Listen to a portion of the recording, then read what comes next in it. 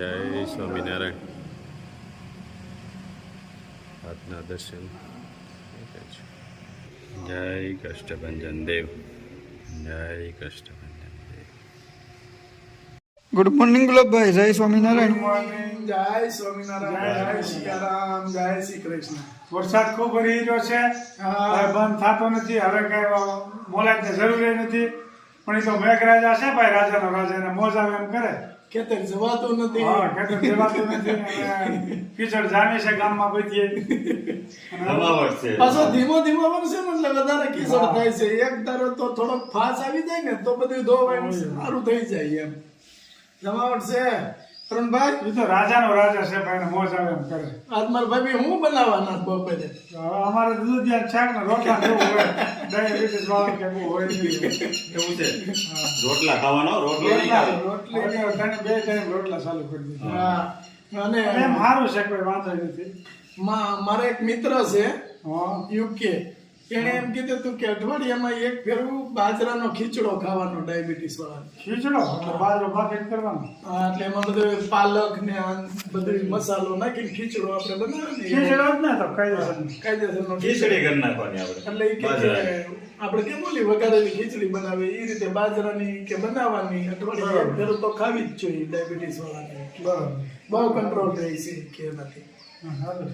જે કાતો દુઓ લટકારો હવે. હા, એવું કરશું. હા, આપણે કયો ગાવ છે? તમને સારું લાગે, તમને મોજ આવે. પેલું ગાવ ને આબમાં ઝીણી જબુ કે વેજળી. આબમાં ઝીણી જબુ કે વીજળી રે, ગજર માર વરસે ઝીણા મે ગુલાબી મેરે જાવા દઉં ચાકરી રે. આબમાં ઝીણી જબુ કે વીજળી રે. હમણાં સતત 10 દિવસ ત્યાં વરસાદ ચાલુ રહ્યો છે, પણ આ તો વીજળી વગરનો છે. પણ આ તો આપણે જ્યાં ગાયું ને એ વીજળી વાળું હતું, પણ આ શાંતિથી વર્યા કરે, પણ હવે ધરાવ્યા છે. એટલે મેઘરાજાને પ્રાર્થના છે હમણાં 10 દિવસ ખબરિયા કરી જાય. અને આપણે શું છે, હાથી હાલી જાય, પાછા નિંદાઈ જાય, ખાતર નખાઈ જાય, પછી પાછા પધારજો. હા, પછી પાછા. અને અમુક જગ્યાએ નુકસાન બહુ કર્યું છે. જુનાગઢ જિલ્લો, પોરબંદર ઉભી મોલાથી હુકાઈ ગઈ છે. એટલે ખેડૂત ભાઈ બહુ હેરાન થઈ ગયા છે. હા, એ આપણે કહીએ એમ તો આવે જ ને, આપણે બિલ ભરી ગયા આપણે કહીએ ન આવે, પણ મફત આવે તો કોઈ ને મુશ્કેલી આપે એનો અધિકાર નથી ને. એનો અધિકાર જ છે ને વરુણભાઈ, આપણે નથી કરતા. લોકો કેટલા પાપ કરે છે, તો એનું તો ભોગવવું જ પડે ને. એનું તો આપણે કઈ ન કહેવાય. પણ ઓલાની વાહે હોય ને, લીલા વાહે હુકા વાહે લીલું હોત બળે. બહુ નુકસાન કર્યું છે. પણ હવે ઓલાની ગોળે કે આગળ જોયું, અમારે દિલ્હીમાં પાણી બહુ ભરાઈ ગયું, સુરતમાં બહુ ભરાઈ ગયું, વધી ગયું છે. એટલે ભગવાનને ઈ કરવું જ પડે, નકર વાવાઝોડું ક્યાંથી આવું? બરાબર. અને આપણે તો તાવ તે આવ્યા કે નળિયું રેવા દીધું નહોતું. એમાં નર્મદા અમે ભાગશાળી હોત, આ મકાન થઈ ગયા હતા. નકર મારે આમાં બધી પતરા હતા. બરાબર. એ તો પાણી ગોતવા જવા પડે. અરે ક્યાં જાત કોને ખબર, મારજર ભૂગ્યા હોત. પણ એક વાળીને જવા દે. અને આપણે એમ હતું, એક આગળ નળિયા વાળી રૂમ હતી ને, એક નળિયું ન ઉડ્યું, અને આખી લાઈન માં જો તો નળિયું એકલી. ક્યાંય નહીં. બરોબર. આમાં એમ આ ભરતો હતો ને, ક્યાંય નહીં નળિયું એક ક્યાંય ઉડ્યું નહીં. અને મારા બરાબર આ લાદી સ્ટાઇલ હાંજે પૂરું થયું, અને 8 વાગે તાવતે લાગ્યું. આમાં બારી બાવણા કાંઈ નહોતા. પછી અહીંયા વાસટ આવી, આમથી ઓલી બારીએ વાસટ આવી, રૂમ બે રૂમ પાણી. પછી ઓલા સ્ટોલ રૂમ માં ખાસ આમ બેઠા. જય સ્વામિનારાયણ.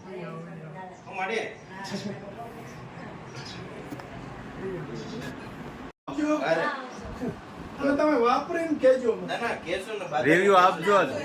100% ફોન કરશો તમને. હા હા હા.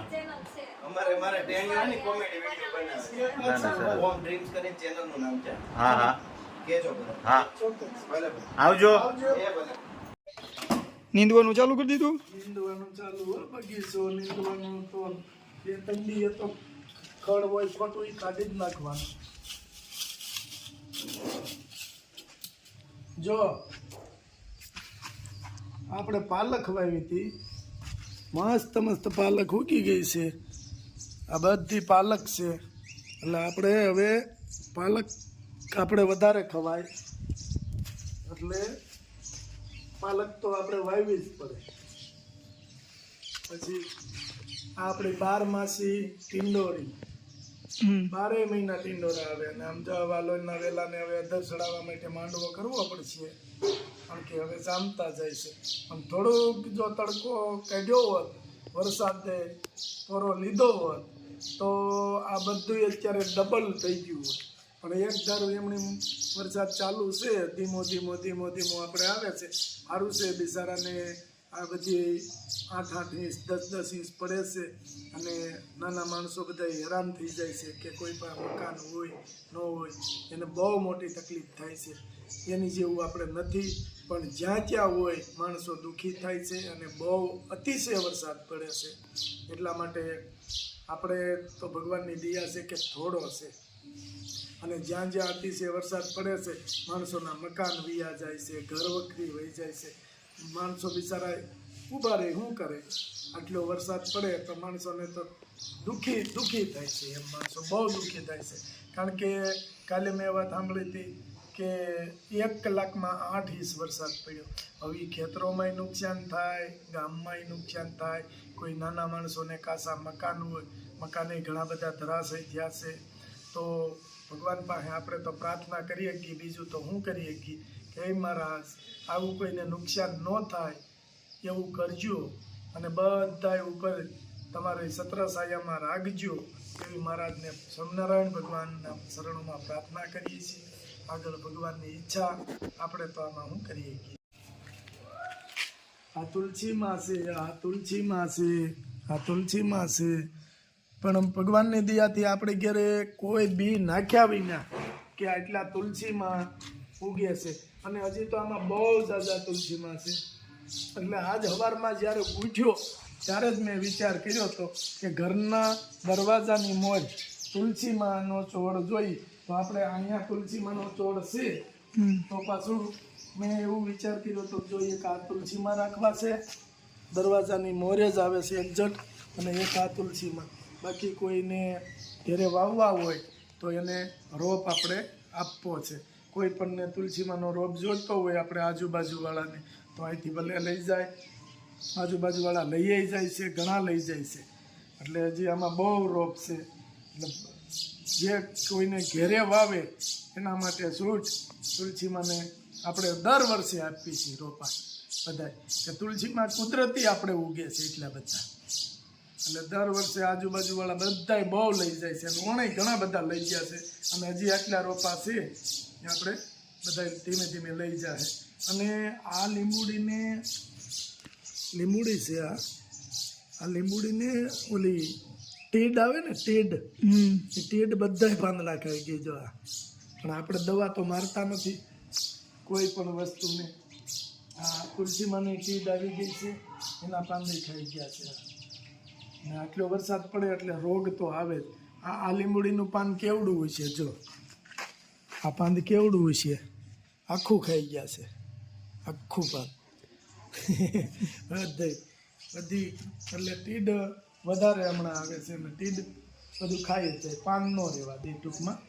કે લીંબુડીના પાન છે, લીંબુડીના પાન એને બહુ ભાવે. અને એના શરીર માટે કાંઈક કુદરતી એને ઉચ્છા ભરતી છે કે લીંબુના જ પાન ખાય, બીજા એકેય પાન નહીં, લીંબુના પાન વધારે ખાય. લીંબુ અને તુલસી એટલે શરીર માટે એના માટે નરવાઈ રહેતી છે. પણ જે કાંઈ કુદરતે આપ્યું છે એ આપણું એકનું નથી, અઢળક જીવ છે, એમાં બધાયનો ભાગ છે. કોઈ પણ વસ્તુ હોય એમાં બધાય જીવનો ભાગ છે. આપણે એમ કહેતા હોય કે જીવાત આટલું નુકસાન કરે, પણ કુદરતે એનો ભાગ મેક્યો હોય અહીંયા, એટલે એને એ ખાવા આવવું જ પડે. આપણી થાળી તૈયાર હોય અને આપણી થાળી કોક આડે જમવા બેઠા હોય ને કોક આપણે ઊભા કરીને તગડી મેકે, તો આપણે કેવું થાય અંદરથી? એમ એનો ભાગ છે, એને તગડી ન મેકાય, જેટલું ખાય એટલું ખાવા દેવાય. ભગવાને આપણા ભાગનું મેક્યું હોય, એમાં એના ભાગનું મેક્યું હોય. એટલે આપણા ભાગનું જ્યારે આવે તો એ આપણે લેવાનું, એના ભાગનું અત્યારે છે એનું, તો એ ખાય. આનંદ કરો, ખાવા દો. એક આપણે ખેડૂતની વાત કરું, એ ખેડૂતનો છોકરો હતો નાનો, અને ખેતર બાજરી વાવી હતી. એટલે એને કે તારે ત્યાં બાજરીમાં ચકલ્યા ખાય નહીં, ઉડાડવા જવાનું છે એમ.